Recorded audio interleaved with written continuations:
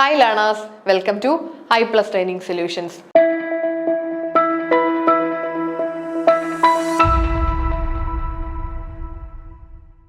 നമ്മൾ കഴിഞ്ഞ ക്ലാസ്സിൽ UGC NET Commerce 2025 കുറച്ച് ക്വസ്റ്റ്യൻസ് നോക്കി കഴിഞ്ഞു. നമുക്ക് ബാലൻസ് ചോദ്യങ്ങളിലേക്ക് പോകാം. Geographical price differentials include which of the following?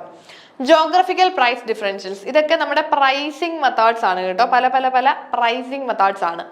അപ്പോൾ നമുക്ക് പല തരത്തിൽ സാധനങ്ങൾക്ക് പ്രൈസ് ചാർജ് ചെയ്യാം. നമ്മുടെ മാർക്കറ്റിങ്ങിനകത്ത് പ്രൈസിംഗിൽ നമുക്ക് അതിനെപ്പറ്റി പഠിക്കാനായിട്ടുണ്ട്. സോ ഇതിൽ ഏതൊക്കെയാണ് ജോഗ്രഫിക്കൽ പ്രൈസ് ഡിഫറൻഷ്യൽസിൽ വരുന്നതെന്നാണ് നമ്മുടെ ചോദ്യം. FOB factory pricing, zone pricing, loss leader pricing, postage stamp pricing, basing point pricing. ഇതില് ABDE ഇത് നാലുമാണ് ജോഗ്രഫിക്കൽ പ്രൈസ് ഡിഫറൻഷ്യൽസിൽ. അല്ലെങ്കിൽ ജോഗ്രഫിക്കൽ പ്രൈസ് ഡിഫറൻഷ്യൽ എന്ന് പറഞ്ഞാൽ എന്താ, പേര് തന്നെയുണ്ട്. ഏരിയ വെച്ചിട്ടാണ് പ്രൈസ് ചാർജ് ചെയ്യുന്നത് അല്ലെ. ജോഗ്രഫിക്കൽ അല്ലെങ്കിൽ ആ പ്രൊഡക്റ്റുകൾ നമ്മൾ കൊടുക്കുന്ന ഡിഫറെന്റ് ഏരിയാസിന്റെ ഒക്കെ ബേസിൽ പ്രൈസ് ചാർജ് ചെയ്യുന്നതാണ് ഈ ജോഗ്രഫിക്കൽ പ്രൈസ് ഡിഫറൻഷ്യൽ. അപ്പൊ അതിൽ ഇൻക്ലൂഡ് ചെയ്യുന്നതാണ് FOB factory pricing, zone pricing, postage stamp pricing, basing point pricing എന്ന് പറയുന്നത്. ലോസ് ലീഡർ പ്രൈസിംഗ് അതിൽ വരുന്നതല്ല. നമുക്ക് നോക്കാം എന്താണെന്ന് അല്ലെ. നോക്കിക്കേ, geographical price differential refers to pricing strategy where prices vary based on the location. Location വെച്ചിട്ട് പ്രൈസ് വേരി ചെയ്യും അല്ലെ. ലൊക്കേഷന്റെ ബേസിൽ പ്രൈസ് ചാർജ് ചെയ്യുന്നതാണ് ജോഗ്രഫിക്കൽ പ്രൈസ് ഡിഫറൻഷ്യൽസ്. അതിലെ ഫസ്റ്റ് വൺ ആണ് FOB factory pricing. FOB factory pricing എന്ന് പറഞ്ഞാൽ price quoted at the factory, buyer pay freight, so price varies by distance. Price quoted at the factory and buyer pays freight. അതായത് price ഫാക്ടറിയിൽ ആ പ്രൊഡക്റ്റിന്റെ price coat ചെയ്യും. ഇപ്പൊ ഈ ഒരു പ്രൊഡക്റ്റിന് 100 രൂപയാണ് പ്രൈസ്. ഈ 100 രൂപ ഫാക്ടറി കോട്ട് ചെയ്യുന്ന പ്രൈസാ. ഇനി ഈ ഫാക്ടറിയിൽ നിന്ന് പല സ്ഥലങ്ങളിലുള്ള ആളുകളല്ലേ ഈ സാധനം വാങ്ങുന്നത്. അപ്പൊ ഈ പ്രൈസ് ആണ് ഫാക്ടറി ഒരു ഫൈനൽ പ്രൈസ് കോട്ട് ചെയ്യുന്നു. അതിന്റെ കൂടെ ബയർ എവിടെ നിന്നുകൊണ്ടാണോ ഈ സാധനം വാങ്ങുന്നത്, ബയറുടെ കയ്യിലേക്ക് ഈ പ്രൊഡക്റ്റ് എത്താൻ വേണ്ടി ഒരു ഫ്രൈറ്റ് ചാർജ് ഉണ്ടാകും. ആ ചാർജും കൂടെ കൂട്ടിയായിരിക്കും ആ ബയർക്ക് അതിന്റെ പ്രൈസ് ആയിട്ട് കിട്ടുന്നത്. അപ്പോൾ പല ജോഗ്രഫിക്കൽ ഏരിയയിൽ നിന്നുകൊണ്ട് പർച്ചേസ് ചെയ്യുന്ന ബയർക്ക് പല പ്രൈസിലായിരിക്കും സാധനം കിട്ടുന്നത് അല്ലെ. അപ്പൊ ഈ ജോഗ്രഫിക്കൽ ഏരിയയുടെ ബേസിലാണ് പ്രൊഡക്റ്റിന്റെ പ്രൈസ് ഫാക്ടറി കോട്ട് ചെയ്യുന്നു, പ്ലസ് ബയർ ഒരു ഫ്രൈറ്റ് ചാർജ് കൊടുക്കണം. ബയർ എവിടെയാണോ ഉള്ളത് അതനുസരിച്ച് ഫ്രൈറ്റ് ചാർജ് കൂടിയും കുറഞ്ഞും ഇരിക്കത്തില്ലേ. ഇപ്പൊ ഈ ഫാക്ടറിയുടെ തൊട്ടടുത്ത് വീട്ടിലുള്ള ഒരു ബയർ ആണെങ്കിലോ അവർക്ക് ഫ്രൈറ്റ് ചാർജ് വളരെ കുറവായിരിക്കും അല്ലെ. അപ്പൊ അവർക്ക് ചിലപ്പോൾ 110 രൂപയ്ക്ക് സാധനം കിട്ടും. ഇനി വേറൊരു സ്ഥലത്തുള്ള ദൂരെയുള്ള ഒരു ബയർ ആണെങ്കിൽ, ഇപ്പൊ വേറൊരു ജില്ലയിലോ വേറൊരു ഡിസ്ട്രിക്റ്റിലുള്ള ബയർ ആണ്, അങ്ങനെയാണെങ്കിൽ ആ ബയർക്ക് ആ സാധനം കിട്ടുമ്പോൾ 150 കൊടുക്കേണ്ടി വരും. ഇനി ഒരുപാട് ദൂരെയുള്ള ബയേഴ്സ് ആണെങ്കിൽ അവർക്ക് 200 രൂപയാകും. അതായത് ആ ബേസ് ഫാക്ടറി ഫിക്സ് ചെയ്ത പ്രൈസിന്റെ കൂട്ടത്തില് എത്രയാണോ ആ ബയറുടെ അടുത്തേക്ക് ആ പ്രൊഡക്റ്റ് എത്തിച്ചേരാൻ എടുക്കുന്ന ഫ്രൈറ്റ് ചാർജ്, അതാണ് ആ പ്രൊഡക്റ്റിന്റെ ഫാക്ടറി കോട്ട് ചെയ്ത പ്രൈസിന്റെ കൂടെ ആഡ് ചെയ്യപ്പെടുന്നത്. അപ്പോൾ ഡിഫറെന്റ് സ്ഥലങ്ങളിലുള്ള ഡിഫറെന്റ് ജോഗ്രഫിക്കൽ ഏരിയയിലുള്ള ബയേഴ്സിന് ഡിഫറെന്റ് പ്രൈസിലായിരിക്കും ഈ പ്രൊഡക്റ്റ് കിട്ടുന്നത്. ഇതാണ് FOB ഫാക്ടറി പ്രൈസിങ്. ഇനി സോൺ പ്രൈസിങ് എന്ന് പറയുന്നത് ഡിഫറെന്റ് ജോഗ്രാഫിക്കൽ സോൺസിൽ ഡിഫറെന്റ് പ്രൈസ് ഫിക്സ് ചെയ്ത് വെക്കുന്നു. ഒരേ പ്രൊഡക്റ്റിന് ഡിഫറെന്റ് ഏരിയയിൽ ഡിഫറെന്റ് പ്രൈസ് ചാർജ് ചെയ്യപ്പെടുന്ന ഒരു മെക്കാനിസം ആണ് സോൺ പ്രൈസിങ്. നമുക്കറിയാം, ഈ പച്ചക്കറികളൊക്കെ ആണെങ്കിൽ നമ്മൾ കാണത്തില്ലേ, അത് ചിലപ്പോൾ തമിഴ്നാട് ഏരിയയിലേക്ക് പോകുമ്പോൾ വില കുറയും, നമ്മുടെ ഇങ്ങോട്ടേക്ക് വരുമ്പോൾ വില കൂടും. ഡിഫറെന്റ് ജോഗ്രാഫിക്കൽ ഏരിയയിൽ സെയിം പ്രൊഡക്റ്റിന് ഡിഫറെന്റ് പ്രൈസ് ചാർജ് ചെയ്യപ്പെടും. That is zone pricing. ഇനിയുള്ളത് പോസ്റ്റേജ് സ്റ്റാമ്പ് പ്രൈസിങ് ആണ്. പോസ്റ്റേജ് സ്റ്റാമ്പ് ഇവിടെ price charged regardless of distance like a postage stamp cost. ഇവിടെ പ്രൈസ് ചാർജ് ചെയ്യുന്നത് പ്രൊഡക്റ്റിന്റെ കോസ്റ്റിനോടൊപ്പം ഒരു പോസ്റ്റേജ് സ്റ്റാമ്പ് കോസ്റ്റും കൂടെ ഡിസ്റ്റൻസിന്റെ ബേസിലല്ല. ആ പ്രൊഡക്റ്റിന് ഒരു പോസ്റ്റേജ് സ്റ്റാമ്പ് ഒരു ആവറേജ് എമൗണ്ട് വെച്ചിട്ട് അങ്ങ് add ചെയ്യപ്പെടുന്നതാണ്.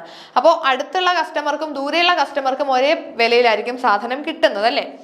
Then basin point pricing എന്ന് പറയുമ്പോൾ here price based on a fixed location regardless of actual shipment origin, freight added accordingly. ഇവിടെ ബേസിംഗ് പോയിന്റിൽ പ്രൈസ് ചാർജ് ചെയ്യുന്നത് ഒരു ഫിക്സഡ് ലൊക്കേഷനിൽ നിന്ന് കസ്റ്റമറുടെ കയ്യിലേക്ക് എത്താൻ എത്ര രൂപയാകും എന്നൊരു രീതിയിലാണ്. ആക്ച്വലി ആ പ്രൊഡക്റ്റുകൾ ഷിപ്പ് ചെയ്യുന്നത് ഫാക്ടറിയിൽ നിന്നായിരിക്കും. എന്നാൽ ഫാക്ടറിയിൽ നിന്ന് കസ്റ്റമറുടെ കയ്യിലേക്കുള്ള ദൂരമല്ല കണക്കാക്കുന്നത്, ഒരു ബേസ് പോയിന്റ് പറയും. ഇപ്പൊ കോമൺ ആയിട്ട് നമുക്കൊരു സിറ്റി പറയാം. ആ സിറ്റിയിൽ നിന്ന് ഈ കസ്റ്റമറുടെ അടുത്തേക്ക് എത്ര ഡിസ്റ്റൻസ് ഉണ്ടോ അത് വെച്ചിട്ട് ഫ്രൈറ്റ് ചാർജ് ചെയ്യും. ആക്ച്വലി പ്രൊഡക്റ്റ് ഷിപ്പ് ചെയ്യുന്നത് മാനുഫാക്ചറുടെ ഫാക്ടറിയിൽ നിന്നായിരിക്കും. എന്നാലും ഫ്രൈറ്റ് ചാർജ് ചെയ്യപ്പെടുന്നത് ഫാക്ടറിയിൽ നിന്ന് കസ്റ്റമറുടെ വീട് വരെയുള്ള റേറ്റിലല്ല. അവിടെ ഒരു ബേസ് പോയിന്റ് പറയും. ഇപ്പോൾ ഒരു സിറ്റി പറയാണ്, ആ സിറ്റിയിൽ നിന്ന് കസ്റ്റമറുടെ അടുത്തേക്ക് എത്ര ദൂരമുണ്ട് അതനുസരിച്ച് ഫ്രൈറ്റ് ചാർജ് ചെയ്യപ്പെടും. സോ ഇതാണ് ബേസിംഗ് പോയിന്റ് പ്രൈസിങ്. ഇവിടെ price based on a fixed location regardless of actual shipment origin. Okay, ഇത്രയുമാണ് നമുക്ക് ഇവിടെ വരുന്നത്. ഇനി ലോസ് ലീഡർ പ്രൈസിങ് നമുക്ക് ഈ ഒരു ജോഗ്രാഫിക്കൽ പ്രൈസ് ഡിഫറൻഷ്യലിൽ വരുന്നതല്ല എന്ന് പറഞ്ഞു അല്ലേ. Loss leader pricing is not a geographical price differential. It is a strategy to sell a product below cost to attract customers. Loss leader എന്ന് പറഞ്ഞാൽ എന്താണെന്നറിയാമോ? കോസ്റ്റിനെ കാട്ടി കുറഞ്ഞ വിലയിൽ പ്രൊഡക്റ്റുകൾ വിൽക്കുന്ന ഒരു സ്ട്രാറ്റജിയാണ്. അത് ജോഗ്രാഫിക്കൽ ലൊക്കേഷന്റെ ഒന്നും ബേസിലല്ല അല്ലേ, പേര് കേൾക്കുമ്പോൾ തന്നെ അറിയാം ലോസ് ലീഡർ. അപ്പോൾ കോസ്റ്റിനെ കാട്ടിലും കുറഞ്ഞ വിലയിൽ പ്രൊഡക്റ്റ് വിൽക്കുന്ന ഒരു സ്ട്രാറ്റജിയാണ് ലോസ് ലീഡർ സ്ട്രാറ്റജി എന്ന് പറയുന്നത്. ഓക്കെ, ഇനി നമുക്ക് നെക്സ്റ്റ് ചോദ്യം നോക്കാം. ഓക്കെ, ഇവിടെ നമുക്ക് ഇൻഡേഴ്സ് ആണ്. ജസ്റ്റ് മാച്ച് ചെയ്താൽ മതി. ഞാൻ പറഞ്ഞില്ലേ നമുക്ക് ASഉം ഇൻഡേഴ്സും IFRSഉം വളരെ വളരെ വളരെ ഇമ്പോർട്ടൻ്റ് ആട്ടോ. അക്കൗണ്ടിങ് സ്റ്റാൻഡേർഡ്സ് ഉണ്ട്, ഇന്ത്യൻ അക്കൗണ്ടിങ് സ്റ്റാൻഡേർഡ് ഇൻഡേഴ്സ് ഉണ്ട്, IFRS ഉണ്ട്. ഇത് നിങ്ങൾക്ക് ഉറപ്പായിട്ടും എല്ലാ വർഷവും ചോദിക്കും. റെഗുലർ ആയിട്ട് ചോദിക്കുന്ന നമ്മുടെ ആ ഷുവർ ക്വസ്റ്റ്യനകത്ത് വരുന്നതാ, ഉറപ്പായിട്ടും ചോദിക്കുന്നതാ.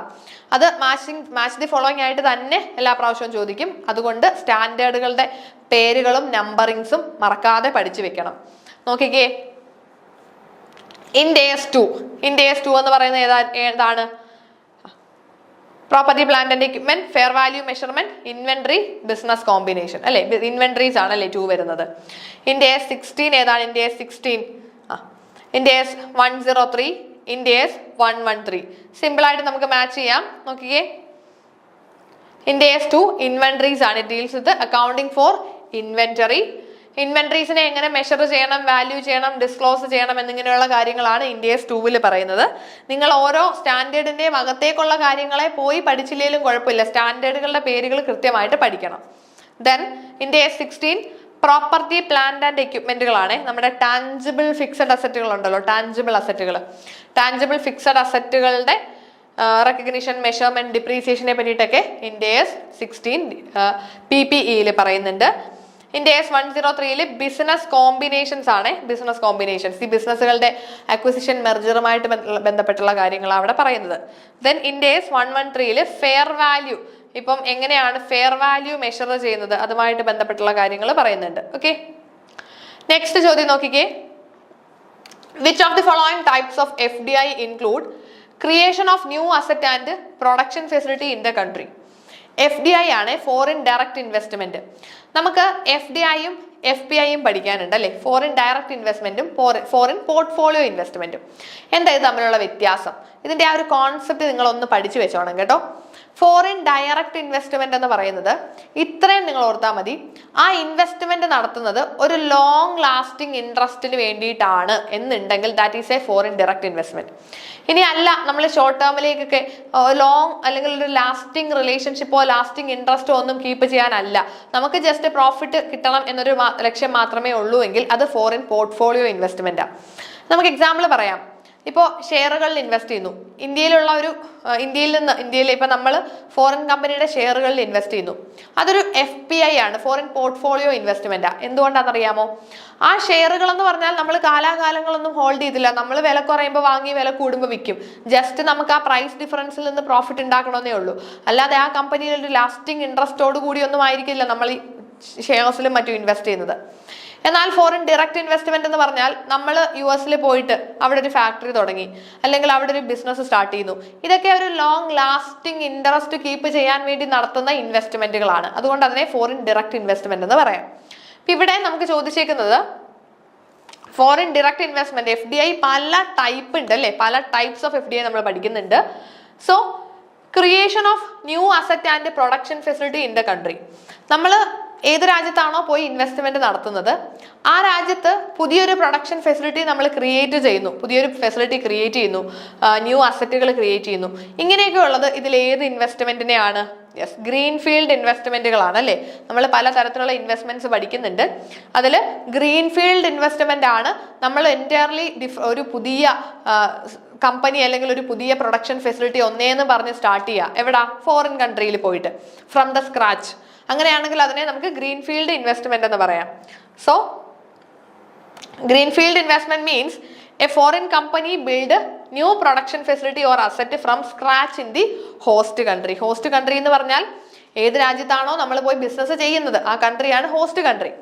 ദെൻ ബ്രൗൺ ഫീൽഡ് ഇൻവെസ്റ്റ്മെന്റ് എന്ന് പറഞ്ഞാലോ എക്സിസ്റ്റിംഗ് ആയിട്ടുള്ള ഒരു ഫെസിലിറ്റി നമ്മൾ പർച്ചേസ് ചെയ്യുന്നു. ഇപ്പൊ എനിക്ക് US ഒരു പ്രൊഡക്ഷൻ പ്ലാന്റ് തുടങ്ങണം, ഞാൻ അവിടെ എക്സിസ്റ്റിംഗ് ആയിട്ടുള്ള ഒരു പ്ലാന്റിങ് വാങ്ങുകയാണ്. അതാണെങ്കിൽ ബ്രൗൺ ഫീൽഡ് ഇൻവെസ്റ്റ്മെന്റ് ആണ്. Purchasing or leasing existing facility, അല്ലെങ്കിൽ ഞാൻ അവിടെ ഒരു പ്ലാന്റ് ലീസിന് എടുക്കുന്നു, അതൊക്കെ ബ്രൗൺ ഫീൽഡ് ഇൻവെസ്റ്റ്മെന്റാ. പക്ഷെ അവിടെ നമ്മളൊരു പുതിയ പ്രൊഡക്ഷൻ ഫെസിലിറ്റി ഒന്നേന്ന് പറഞ്ഞ് സ്റ്റാർട്ട് ചെയ്താൽ അതാണ് greenfield investment. Greenfield ഇൻവെസ്റ്റ്മെന്റും ബ്രൗൺ ഫീൽഡ് ഇൻവെസ്റ്റ്മെന്റും കൃത്യമായിട്ട് പഠിച്ചു വെക്കണം, എക്സാമിന് ചോദിക്കും. Okay. Then merger and acquisition നമുക്കറിയാം. Buying or merging with an existing company. ഇപ്പൊ നമ്മൾ US ഒരു കമ്പനിയുമായിട്ട് മെർജ് ചെയ്യുന്നു. ഓക്കെ. സ്ട്രാറ്റജിക് അലയൻസ് എന്ന് പറഞ്ഞാലോ പാർട്ട്ണർഷിപ്പ് അല്ലെങ്കിൽ കൊളാബറേഷൻസ് ആണല്ലേ. രണ്ട് കമ്പനീസ് തമ്മിൽ കൊളാബറേറ്റ് ചെയ്ത് അവരുടെ അസറ്റുകളെയൊക്കെ ഷെയർ ചെയ്യാനും ടെക്നോളജീസ് ഒക്കെ ഷെയർ ചെയ്യാനും ഒക്കെ വേണ്ടിയിട്ടാണ് ഈ ഒരു സ്ട്രാറ്റജിക് അലയൻസുകൾ ഉള്ളത്. ഓക്കെ. നെക്സ്റ്റ് ചോദ്യത്തിലേക്ക് പോകാം. According to Levitt and Drucker essence of marketing. മാർക്കറ്റിംഗിന്റെ ഏരിയയിൽ നിന്നുള്ള ചോദ്യമാണ്. ലെവിറ്റ് ആൻഡ് ഡ്രക്കർ പറയുന്നത് മാർക്കറ്റിംഗിന്റെ എസൻസ് എന്ന് പറഞ്ഞാൽ എന്താണെന്നാ? പ്രോഫിറ്റ് ആണോ, പ്രൊഡക്റ്റ് ആണോ, മാർക്കറ്റ് ആണോ, കസ്റ്റമർ ആണോ, ഏതാ? നമുക്കറിയാം തിയോഡോർ ലെവിറ്റ് ഒക്കെ പറഞ്ഞിട്ടുള്ളത് മാർക്കറ്റിംഗിന്റെ എസൻസ് എന്താ? കസ്റ്റമറാ. കസ്റ്റമറുടെ നീഡുകൾ എന്താണെന്ന് മനസ്സിലാക്കി വേണം നമ്മൾ എന്ത് ചെയ്യാൻ? പ്രൊഡക്റ്റുകൾ മാർക്കറ്റ് ചെയ്യാൻ അല്ലെ. കസ്റ്റമേഴ്സിന്റെ നീഡ് നോക്കണം. സോ കസ്റ്റമർ ഓറിയന്റേഷൻ ആണ്. നമുക്കറിയാവുന്ന കാര്യമാ, സിമ്പിൾ ആയിട്ടുള്ളൊരു ക്വസ്റ്റ്യൻ ആണ്. So Theodore Levitt emphasized that marketing is not just about selling product but about understanding and satisfying the customer needs and wants. Okay. Theodore Levitt പറഞ്ഞ ഒരു famous ആയിട്ടുള്ള ഒരു statement ആണ്. People do not want to buy a quarter-inch drill, they want a quarter-inch hole. ഇപ്പോ ആളുകൾ ഒരിക്കലും ഇപ്പൊ ഒരു ജസ്റ്റ് ഒരു എക്സാമ്പിൾ ആണ്, ഒരു 1/4-inch ഡ്രില്ല് ആളുകൾ എന്ത് ചെയ്യില്ല, വാങ്ങില്ല. They want a 1/4-inch hole. അതായത് ഇപ്പം കസ്റ്റമേഴ്സിന് ഒരു നീഡ് വരുമ്പോഴാണ് അവർ ആ പ്രൊഡക്റ്റ് വാങ്ങുന്നത് അല്ലെ. അവർക്കൊരു നീഡാ വേണ്ടത്, അല്ലാതെ ആ പ്രൊഡക്റ്റ് അവരുടെ കയ്യിൽ കൊടുക്കുക എന്നതിലുപരി അവരിലൊരു നീഡ് ക്രിയേറ്റ് ചെയ്യിക്കുക എന്നുള്ളതാണ് വേണ്ടത്. കസ്റ്റമേഴ്സിന് ഒരു നീഡാണ് ആവശ്യം അല്ലെ. So this means the focus should be on what the customer really need, not just the product itself. അപ്പോൾ എപ്പോഴും മാർക്കറ്റർ പ്രൊഡക്റ്റ് കസ്റ്റമറിന് കൊണ്ട് കൊടുക്കുക എന്നതിലുപരി കസ്റ്റമറുടെ നീഡ് മനസ്സിലാക്കി അതിനൊരു സൊല്യൂഷൻ കൊടുക്കുക എന്നൊരു രീതിയിലേക്ക് വേണം ആര് ചെല്ലാൻ? മാർക്കറ്റർ മാർക്കറ്റ് ചെയ്യാൻ അല്ലേ. ഓക്കെ, നമുക്ക് അടുത്ത ചോദ്യം നോക്കാം. Arrange the following steps of new product development in sequential order. New product development നമുക്കറിയാം അല്ലേ. ന്യൂ പ്രൊഡക്റ്റ് ഡെവലപ്മെന്റിന്റെ സ്റ്റെപ്പുകൾ കറക്റ്റ് ഓർഡറിലേക്ക് മാറ്റണം. അത് നമുക്ക് സിമ്പിൾ ആയിട്ട് മനസ്സിലാകുന്നതേ ഉള്ളൂ. ഏതാണ്? Product development, feasibility analysis, concept development and testing, identifying prospective customers, idea generation. നമുക്ക് ആദ്യം ഐഡിയ അല്ലേ ജനറേറ്റ് ചെയ്യേണ്ടത്. നമുക്ക് ആദ്യം ഒരു ഐഡിയ, ന്യൂ പ്രൊഡക്റ്റ് ഡെവലപ്മെന്റാ, പുതിയതായിട്ടൊരു പ്രൊഡക്റ്റ് ഡെവലപ്പ് ചെയ്യുക. ആദ്യം നമുക്കൊരു ഐഡിയ ജനറേറ്റ് ചെയ്യുന്നു. അതിനുശേഷം നമ്മൾ ഐഡന്റിഫൈങ് ദ പ്രോസ്പെക്റ്റീവ് കസ്റ്റമേഴ്സ്. ആ ഐഡിയ വെച്ചിട്ട് കസ്റ്റമർ ബേസ് ഏതാന്ന് ഐഡന്റിഫൈ ചെയ്യും. നമ്മുടെ മാർക്കറ്റ് അല്ലെങ്കിൽ നമ്മുടെ ആ സെഗ്മെന്റ് ഏതാന്ന് ഐഡന്റിഫൈ ചെയ്യണം അല്ലെ. ED വരണം. ED ഏതാ? യെസ്, ഒരു മൂന്നാമത്തെ ഓപ്ഷൻ ഉണ്ട്, EDCBA എന്ന് വരും അല്ലെ. EDCBA. അപ്പൊ idea generation, then identifying the prospective customers, അതിനുശേഷമാണ് concept development and testing, then feasibility analysis, finally product development. നോക്കാം. ഫസ്റ്റ് നമ്മൾ ഐഡിയ ജനറേറ്റ് ചെയ്യുന്നു. ന്യൂ പ്രൊഡക്റ്റ് ഡെവലപ്മെന്റാ. നമ്മൾ ആദ്യം ഒരു ഐഡിയ, ഇങ്ങനെ ഒരു പ്രൊഡക്റ്റ് ഇറക്കിയാൽ കൊള്ളാം എന്നൊരു ഐഡിയ നമ്മൾ ജനറേറ്റ് ചെയ്യണം അല്ലേ. Come up with product ideas. Then identifying the prospective customers. നമ്മൾ ഇങ്ങനെ ഒരു പ്രൊഡക്റ്റ് ഇറക്കിയാൽ ആരത് വാങ്ങും അല്ലെ, ആരെ ഇത് ഇൻട്രസ്റ്റഡ് ആക്കും, ആരെ ഇത് അട്രാക്ട് ചെയ്യും, ഏത് കൺസ്യൂമർ ബേസിനെയാണ് ഇത് കൂടുതലും അട്രാക്ട് ചെയ്യുന്നത്. അപ്പൊ ഈ പ്രൊഡക്റ്റ് ആര് വാങ്ങുമെന്നൊരു കാര്യം നമ്മൾ നെക്സ്റ്റ് നോക്കണം അല്ലെ, നമ്മുടെ പ്രോസ്പെക്റ്റീവ് കൺസ്യൂമേഴ്സ് ആരൊക്കെയാണെന്ന് ഐഡന്റിഫൈ ചെയ്യണം. അതിനുശേഷം create and test the idea with customers. കസ്റ്റമേഴ്സിൽ നമുക്ക് ഈ ഐഡിയ ടെസ്റ്റ് ചെയ്യണം. ചുമ്മാ നമുക്കൊരു പ്രൊഡക്റ്റ് ഇങ്ങനെ അങ്ങ് ഇറക്കാൻ പറ്റത്തില്ല, ചിലപ്പോൾ അത് വലിയ നഷ്ടമായി പോകത്തില്ലേ. സോ കൺസെപ്റ്റ്, നമ്മൾ ആ ഒരു കോൺസെപ്റ്റ് ഡെവലപ്പ് ചെയ്തിട്ട് ടെസ്റ്റിംഗ് നോക്കണം അല്ലെ, കസ്റ്റമേഴ്സിന്റെ അഭിപ്രായം എന്താണ്, അവരുടെ ഫീഡ്ബാക്കുകൾ മനസ്സിലാക്കാം. ദെൻ ഫീസിബിലിറ്റി അനാലിസിസ്, ഇത് എത്രത്തോളം ഫീസിബിൾ ആണ്, എത്രത്തോളം പ്രാക്ടിക്കൽ ആണെന്നുള്ള കാര്യം നോക്കണം. ഇപ്പോൾ ഇങ്ങനൊരു പ്രൊഡക്റ്റ് നമുക്ക് ഇറക്കാൻ നമ്മളുടെ ഉദ്ദേശിക്കുന്ന കോസ്റ്റിൽ നമുക്ക് പറ്റുമോ, അല്ലെങ്കിൽ നമുക്ക് ഉദ്ദേശിക്കുന്ന പ്രോഫിറ്റബിലിറ്റി കിട്ടുമോ, അതേപോലെ അതിന്റെ financial feasibility, legal, operational considerations എല്ലാം നോക്കണം. ലീഗൽ, നമ്മുടെ നിയമപരമായിട്ട് എന്തെങ്കിലും തടസ്സങ്ങൾ ഉണ്ടോ ഇങ്ങനത്തെ പ്രൊഡക്റ്റുകൾ ഇറക്കുമ്പോൾ, ഫിനാൻഷ്യൽ ഫീസിബിലിറ്റി, ടെക്നോളജിക്കൽ ഫീസിബിലിറ്റി, നമുക്ക് ആവശ്യത്തിനുള്ള ടെക്നോളജീസ് ഉണ്ടോ എന്നുള്ള കാര്യങ്ങളെല്ലാം നോക്കണം അല്ലേ, ഇത് പ്രാക്ടിക്കലി ആപ്ലിക്കബിൾ ആണോ എന്ന് നോക്കാം. ദെൻ അതിനുശേഷം നമ്മൾ പ്രൊഡക്റ്റ് ഡെവലപ്പ് ചെയ്യുന്നു. ഓക്കെ, നമുക്ക് നെക്സ്റ്റ് ചോദ്യം നോക്കാം. Which of the following formula correctly show the relationship between average revenue, marginal revenue and price elasticity. ARഉം MRഉം പ്രൈസ് ഇലാസ്റ്റിസിറ്റിയും, ആവറേജ് റവന്യൂ, മാർജിനൽ റവന്യൂവും പ്രൈസ് ഇലാസ്റ്റിസിറ്റിയും തമ്മിലുള്ള റിലേഷൻഷിപ്പ് കൃത്യമായിട്ട് നമുക്ക് ഏത് ഫോർമുലയാണ് യൂസ് ചെയ്യാൻ പറ്റുക, ഏത് ഫോർമുല യൂസ് ചെയ്ത് കാണിക്കാം? MR is equal to AR into E minus 1/E ആണല്ലേ.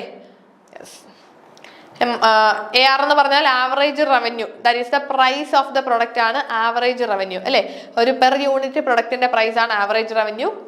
മാർജിനൽ റവന്യൂ എന്ന് പറഞ്ഞാൽ additional revenue from selling 1 more unit, നമുക്കറിയാം. ഇനി ഇലാസ്റ്റിസിറ്റി എന്ന് പറഞ്ഞാൽ it is the price elasticity of demand defined as the percentage change in quantity demanded divided by percentage change in price. Price elasticity of demand എന്ന് പറഞ്ഞാൽ പ്രൈസിൽ ഉണ്ടാകുന്ന മാറ്റം കാരണം ക്വാണ്ടിറ്റി ഡിമാൻഡിൽ ഉണ്ടായ മാറ്റങ്ങളാണ് price elasticity of demand. If demand elastic ആണെങ്കിൽ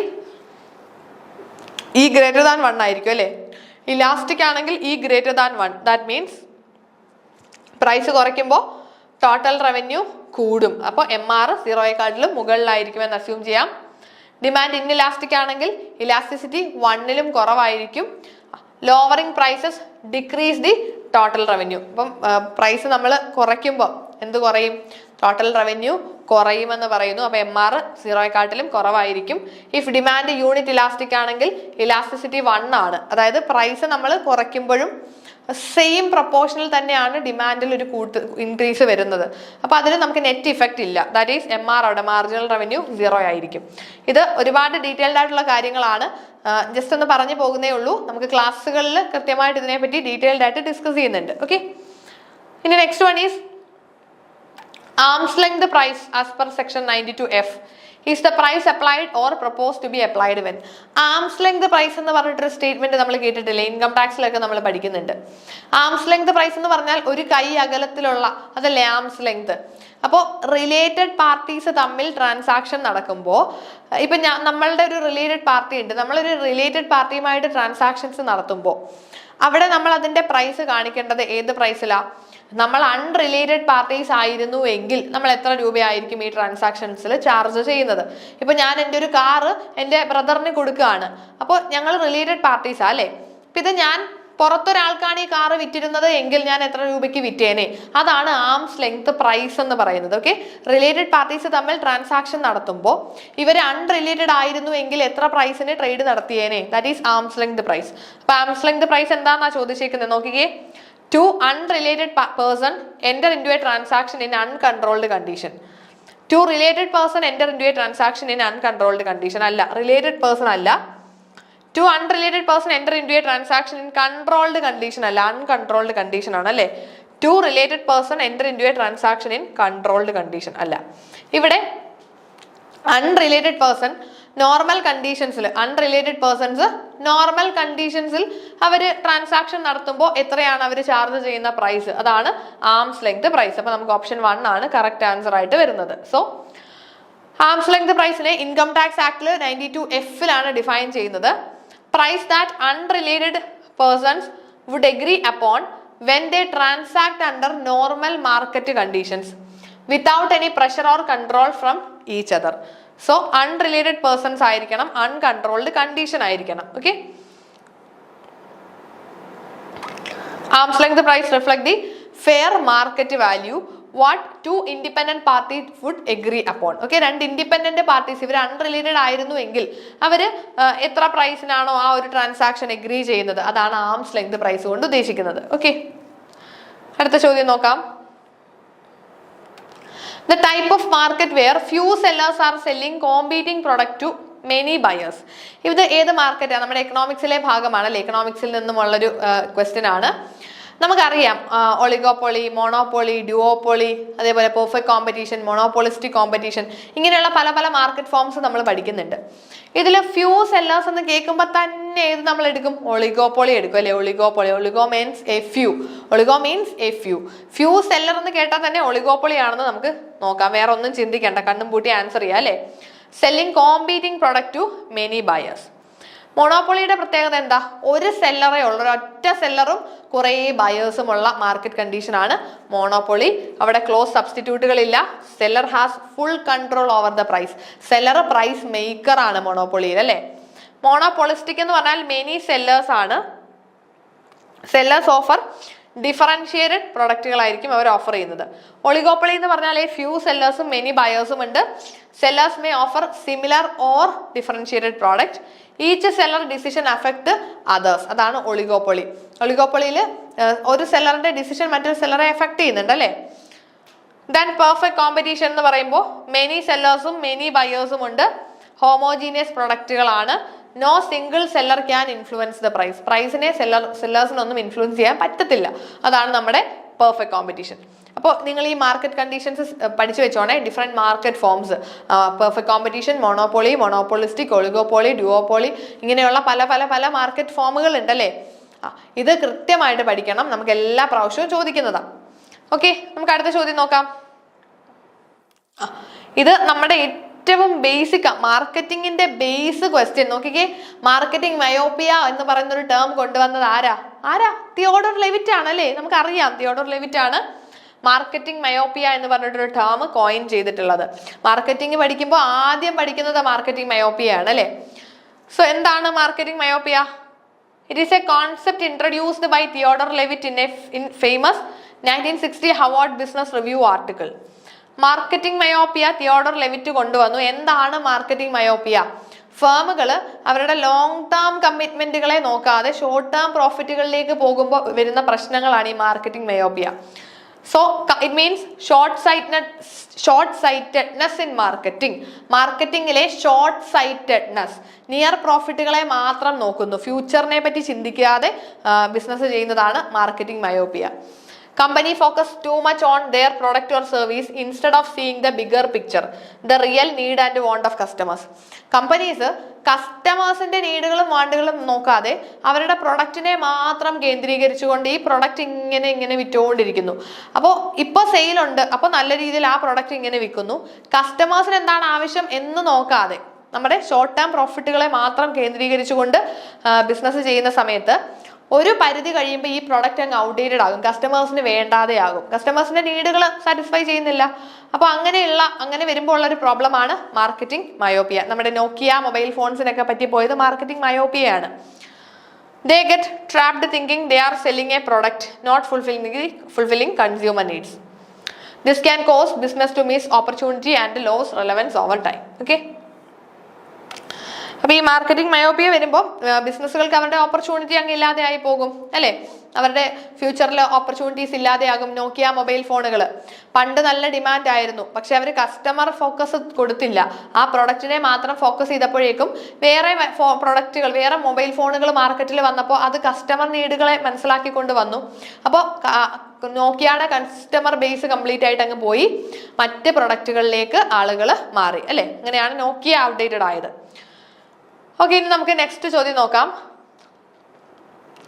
ഇത് നമുക്ക് നമ്മുടെ മാനേജ്മെന്റിൽ നിന്നുള്ളൊരു ചോദ്യമാണ്. Job enlargement, job description, job specification, job enrichment. ഈ നാലും കൃത്യമായിട്ട് നിങ്ങൾ പഠിച്ചു വെക്കണം കേട്ടോ. കാരണം ഇത് നമുക്ക് എക്സാമിന് തിരിഞ്ഞു പോകുന്ന ഒരു ഐറ്റമാണ്, എല്ലാവർക്കും തിരിഞ്ഞു പോകും. ഇതെല്ലാം ഏകദേശം ഒരേപോലെ നമുക്ക് തോന്നും അല്ലേ. നോക്കിക്കേ, ജോബ് എൻലാർജ് ചെയ്യുക എന്ന് വെച്ചാൽ എന്താ? Job enlargement assigning workers additional same level activity. നമുക്ക് ചെയ്തുകൊണ്ടിരിക്കുന്ന ജോലിയെ കുറച്ചുകൂടെ എൻലാർജ് ചെയ്തു. അപ്പൊ കുറച്ചുകൂടെ ജോലി കൊണ്ട് തന്നു, അത്രയേ ഉള്ളൂ അല്ലെ. നമ്മൾ ചെയ്തുകൊണ്ടിരിക്കുന്ന ജോലിക്ക് പുറമെ കുറച്ചുകൂടെ ജോലി കൊണ്ട് തരുവാണ്, എൻലാർജ് ചെയ്യുന്നു.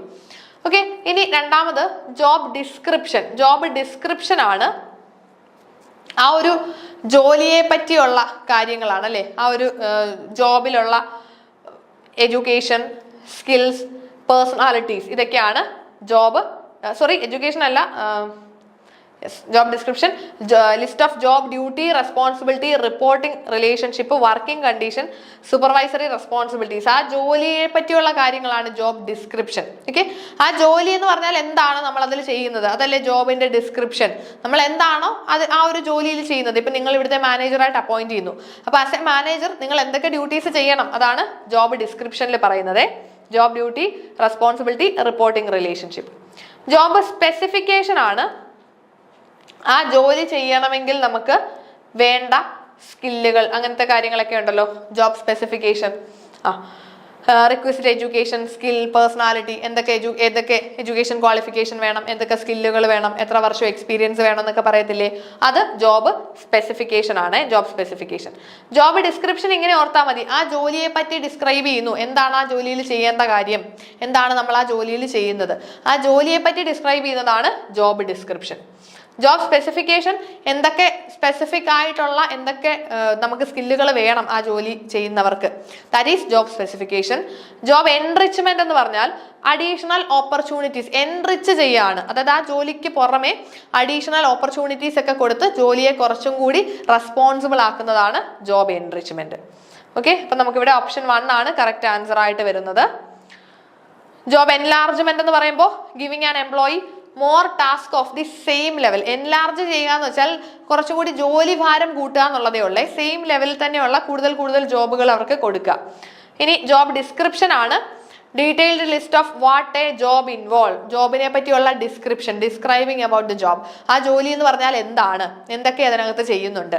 ഇനി ജോബ് സ്പെസിഫിക്കേഷൻ എന്ന് പറഞ്ഞാൽ ആ ജോലി ചെയ്യുന്നവർക്ക് വേണ്ടുന്ന ക്വാളിഫിക്കേഷൻസ് ആണ് സ്പെസിഫിക്കേഷൻസിൽ പറയുന്നത്. ദെൻ ജോബ് എൻറിച്ച്മെന്റ് എന്ന് പറഞ്ഞാൽ ജോലിയെ കുറച്ചുകൂടെ ചലഞ്ചിങ് ആക്കുന്നതിന് വേണ്ടി കുറച്ചുകൂടെ അവരുടെ ഉത്തരവാദിത്തങ്ങൾ, ആ ജോലിയിലുള്ള ഉത്തരവാദിത്തങ്ങളൊക്കെ ഇൻക്രീസ് ചെയ്യുന്നതാണ് ജോബ് എൻറിച്ച്മെന്റ്. ഓക്കെ, സോ ഇവിടെ നമുക്ക് നെക്സ്റ്റ് ഒരു മാച്ച് ദി ഫോളോയിങ് കൂടെ നോക്കാം. കമ്പനീസിനെയും അതിന്റെ സെക്ഷൻസ് ആണ് കേട്ടോ. ഇത് നിങ്ങൾ കുറച്ച് ടഫ് ആയിട്ടുള്ള ക്വസ്റ്റ്യൻ ആണെന്ന് പൊതുവെ കുട്ടികൾ പറഞ്ഞിട്ടുണ്ട്. കാരണം ഇതിന്റെ എല്ലാം സെക്ഷനുകൾ നമ്മൾ അങ്ങനെ പഠിച്ചു വെക്കാനുള്ള സാധ്യത കുറവാണ്. Associate company, producer company, dormant company, small company. ഈ സ്മോൾ കമ്പനിയും ഡോർമെന്റ് കമ്പനിയും ഒക്കെ സാധാരണ നമ്മൾ എപ്പോഴും പഠിക്കുമ്പോൾ സെക്ഷൻ ഒന്ന് ഓർത്ത് വെച്ചാൽ നമുക്ക് അതിൽ ആൻസർ വേഗത്തിൽ പിടിക്കാം. ഇവിടെ ഓപ്ഷൻ 4 ആണ് correct answer. Associate company section 2 subsection 6 of the companies ആക്ടിൽ ഡിഫൈൻ ചെയ്യുന്നുണ്ട്. പ്രൊഡ്യൂസർ കമ്പനി എന്ന് പറയുന്നത് സെക്ഷൻ 37(8)(a)യിലാണ് പറയുന്നത് പ്രൊഡ്യൂസർ കമ്പനീസിനെ പറ്റിയിട്ട്. ഡോർമെന്റ് കമ്പനി സെക്ഷൻ 455 കമ്പനീസ് ആക്ടിന്റെ സെക്ഷൻ 455 ഡോർമെന്റ് കമ്പനിയെ പറ്റിയിട്ട് പറയുന്നുണ്ട്. അതേപോലെ small company section 2 subsection 85 small കമ്പനീസിനെ പറ്റിയിട്ട് പറയുന്നത്. ഓക്കെ, ഇനി ഇത് നിങ്ങൾക്ക് ജസ്റ്റ് അടുത്ത ചോദ്യം, വോളണ്ടറി ലിക്വിഡേഷൻ പ്രോസസ്സ് കൃത്യമായിട്ടൊന്ന് പ്രോസസ്സ് കറക്റ്റായിട്ടൊന്ന് അറേഞ്ച് ചെയ്യാനാണ് വോളണ്ടറി ലിക്വിഡേഷൻ. LLPയുടെ ലിക്വിഡേഷൻ കുറച്ച് മുന്നേയും ഇതേ ക്വസ്റ്റ്യൻ പേപ്പറിൽ തന്നെ ചോദിച്ചിരുന്നു അല്ലേ. അപ്പൊ LLPയുടെ ലിക്വിഡേഷനെ പറ്റിയുള്ള രണ്ടാമത്തെ ചോദ്യമാണിത്. നോക്കിക്കേ, ഏതാണ്? Declaration of solvency, designated partners meeting, identification of insolvency professional, filing of resolutions with registrar. ഇതിന്റെ കറക്റ്റ് ഓർഡർ ADBCE വരുമേ. ഫസ്റ്റ് സോൾവെന്റ് ആണ്, ആ ഒരു കമ്പനി സോൾവെന്റ് ആണ്, LLP സോൾവെന്റ് ആണെന്ന് ഡിക്ലെയർ ചെയ്യണം, സോൾവൻസി ഡിക്ലെയർ ചെയ്യണം. ദെൻ ഇൻസോൾവൻസി പ്രൊഫഷണൽ ഒരു ലിക്വിഡേറ്ററെ നമ്മൾ ഐഡന്റിഫൈ ചെയ്യുക. ദെൻ ഡെസിഗ്നേറ്റഡ് പാർട്ട്നേഴ്സിന്റെ ഒരു മീറ്റിംഗ് വെക്കണം. അതിനുശേഷം നമ്മൾ എല്ലാ പാർട്ട്നേഴ്സിനെയും ചേർത്തിട്ടുള്ള ഒരു മീറ്റിംഗും, അതിനുശേഷം ലാസ്റ്റ്ലി റെസല്യൂഷൻസ് രജിസ്ട്രാർക്ക് നമ്മൾ ഫയൽ ചെയ്ത് കൊടുക്കണം. ഓക്കെ, ഇത്രയുമാണ് നമുക്ക് ഈ ഒരു പോർഷനിൽ നോക്കാനുള്ളത്. ബാലൻസ് ക്വസ്റ്റ്യൻസ് നെക്സ്റ്റ് ക്ലാസ്സുകളിലായിട്ട് ഡിസ്കസ് ചെയ്യാം. Thank you.